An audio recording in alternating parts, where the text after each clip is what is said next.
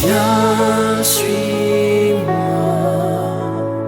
trouve à ma croix un peuple affranchi. Viens, suis-moi, laisse-moi porter tes peines, tes soucis. Suis mes pas, rêve avec moi ta nouvelle. Je voulais juste partager certaines choses avec vous. Très important.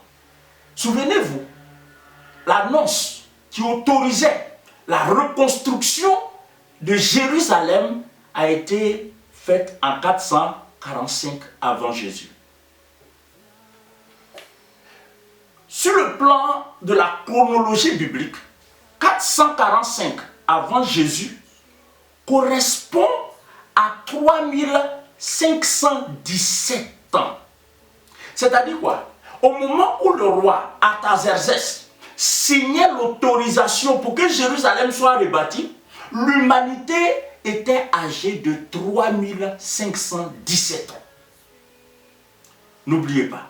Maintenant, quand on fait 3517 ans, notez ça, quand on fait 3517 ans, le jour, l'année où Jérusalem est autorisée à être rebâtie.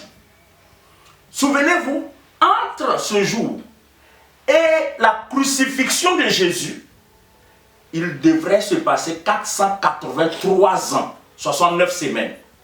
Entre l'annonce qui autorisait la reconstruction de Jérusalem et la crucifixion du Seigneur Jésus, 69 semaines, et les 69 semaines correspondent à 483 ans. Maintenant, quand vous faites 483 ans plus 3517, ça vous donne 4000 ans. C'est-à-dire quoi? De façon approximative, nous sommes au début de la période de la grâce, de la dispensation de la grâce avec la crucifixion du Seigneur Jésus-Christ. Maintenant, selon la prophétie d'Osée, la grâce doit s'étendre sur 2000 ans. Après la période de la grâce, le troisième jour dans la prophétie d'Osée, le troisième jour, c'est le millénium. Or, suivez très bien, au moment de la crucifixion de Jésus, l'humanité a 4000 ans d'existence. Si nous faisons 4000 ans, plus les 2000 ans réservés à la période de la grâce, nous sommes à 6000 ans. Nous sommes à 6000 ans. Maintenant, suivez-moi très bien. Les 6000 ans correspondent aux 6 jours de la création. Vous savez que Dieu a pris 6 jours pour créer. L'homme a été créé le 6e jour. Et puis le 7e jour, Dieu a institué le sabbat. Mais lisez la Bible. De la Genèse à l'Apocalypse, Adam n'avait jamais célébré le sabbat avant que le péché ne se manifeste. Ça veut dire quoi? Ça veut dire que Adam est resté dans le 6e jour. Il n'est même pas entré dans le 7e jour. Très important. Dans le livre d'Osée, il y a 2 jours pour la grâce qui correspondent à 2000 ans. Et puis le 3e jour qui correspond au millénium est mis à part. Qu'est-ce que cela veut dire? Quand nous prenons 2000 ans plus 4000 ans, on a 6000 ans. Dieu a pris 6 jours pour créer l'humanité. Et le péché a fait irruption dans l'histoire de l'humanité. Maintenant, Dieu s'offre 6000 ans pour réparer, pour restaurer et pour sauver. Car souvenez-vous, lorsque j'enseignais sur le modus operandi de Dieu, je vous ai expliqué que Dieu n'est pas seulement créateur, mais il est réparateur, il est sauveur, il est restaurateur. Quand ce que Dieu a créé vient à être abîmé, Dieu répare cela. Et donc Dieu s'est engagé durant 6000 ans. C'est pour ça que quand Jésus a commencé son ministère, par moment il disait, mon père travaille, moi aussi je travaille. Les gens disent, mais pourquoi tu guéris les gens le jour du sabbat? Il dit, mais vous n'avez rien compris. On ne peut pas célébrer le sabbat alors qu'on est malade. On ne peut pas célébrer le sabbat. Le repos d'un malade n'a pas de sens aussi longtemps qu'il ploie sous le joug de la maladie. Donc pour qu'il expérimente le repos, il faut d'abord qu'il soit libéré. Bien aimé, donc Jésus s'est engagé dans la libération. C'est pourquoi en Luc chapitre 4, à partir du verset 18, il dit, l'Esprit du Seigneur est sur moi, car il m'a oint pour annoncer une bonne nouvelle aux pauvres, pour libérer les captifs, etc., etc. Donc les 6000 ans correspondent aux 6 jours de création. 6 jours consacrés à la création. Maintenant, le 3e jour dans la prophétie d'Osée concerne le millénium.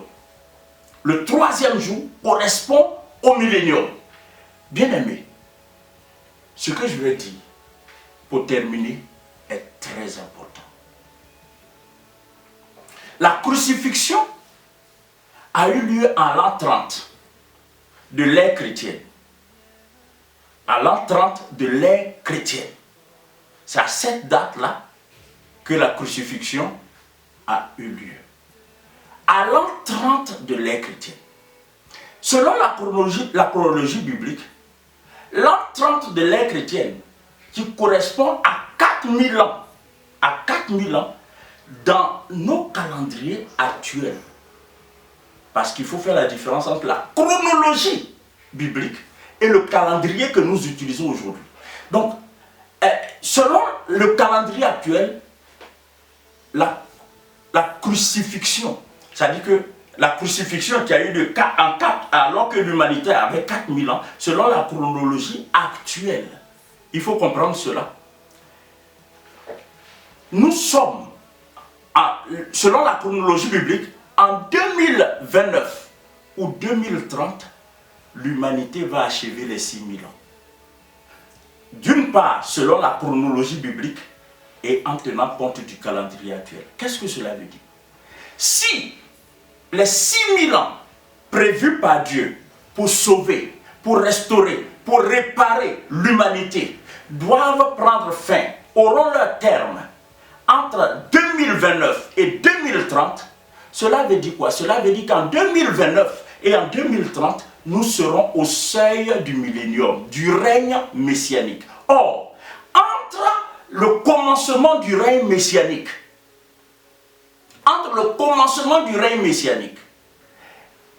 et la fin de l'Église, de l'histoire de l'Église, donc entre le commencement du règne messianique et l'enlèvement, il y a 7 ans.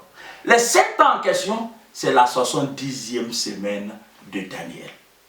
Les 7 ans, c'est la 70e semaine de Daniel. Cette 70e semaine de Daniel a été mise de côté parce que cette 70e semaine de Daniel correspond à la période de la grande tribulation. Qu'est-ce que cela veut dire?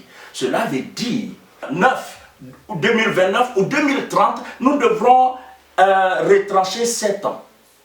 Donc quand on fait 2029, ou bon, faisons 2030, quand on fait 2030 moins 7 ans, nous sommes à 2023. 2023, bien aimé, c'est l'année probable, ou si vous voulez l'année approximative de l'enlèvement de l'Église. Je le dis avec réserve. Avec réserve, pourquoi? Parce que, premièrement, je suis conscient que toute analyse humaine comporte des marges d'erreur, quelquefois énormes. Je suis aussi conscient que les chiffres que nous avançons, que ce soit moi ou d'autres interprètes de la Bible, ont un caractère approximatif.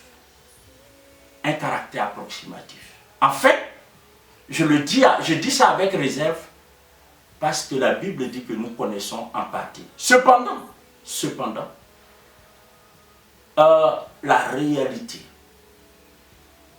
et les faits que nous vivons constitue une démonstration évidente que l'Église est très proche de son enlèvement.